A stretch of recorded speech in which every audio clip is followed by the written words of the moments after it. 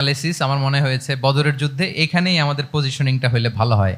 হাব্বাব ইবনে মুনজির রাদিয়াল্লাহু তাআলা আনহু বলেন না, ইযান লাইসা হাযা বিমানসিল ইয়া রাসূলুল্লাহ। তাহলে এইখানে যদি আপনার নিজ থেকে আপনি এটা ডিসাইড করেন, আমি আপনার অনুমতিক্রমে বলতে চাই ইয়া রাসূলুল্লাহ, এটা সুন্দর জায়গা হয়নি। সুন্দর জায়গা হয়নি, তাহলে কোথায়?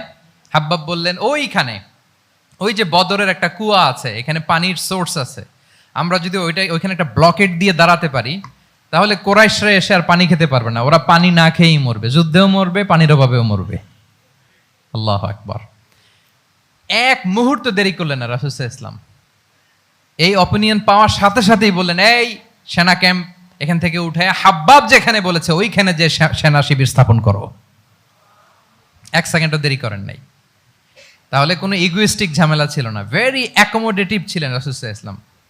আমরা অনেক সময় নতুন কোনো কথা শুনলে, কোনো রিফর্ম শুনলে, শ্রোতাদের মধ্যে থেকে কিছু একটা শুনলে আটকে উঠি, চেঞ্জ করতে চাই না, রিজিড হয়ে থাকে। এই রিজিডিটি রাসূল সাল্লাল্লাহু আলাইহি ওয়াসাল্লামের মধ্যে ছিল না, ভেরি অ্যাকোমোডেটিভ ছিলেন, ইজিলি ওপেন আপ করতে পারতেন। মুহূর্তেই বলেন ঠিক আছে, আমি যেখানে করেছি আসলে ঠিক হয় না, হাব্বাব যেখানে বলেছে সবাই ওখানে যে সেনা ক্যাম্প স্থাপন করো। আল্লাহু আকবার।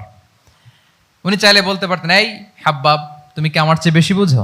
আমি তো নবী, তুমি আমার উম্মাহ, আমার কাছে ওহী আসে। কোনো ধরনের আর্গুমেন্টে না যে সরাসরি রাসূল সাল্লাল্লাহু আলাইহি ওয়াসাল্লাম এটাকে মেনে নিলেন। আল্লাহু আকবার। তাহলে এই যে ইন্টারাকশন দেখেন, কত চমৎকার ইন্টারাকশন ছিল সাহাবীদের সাথে রাসূলুল্লাহ সাল্লাল্লাহু আলাইহি ওয়া আলিহি ওয়াসাল্লামের। তাহলে গুড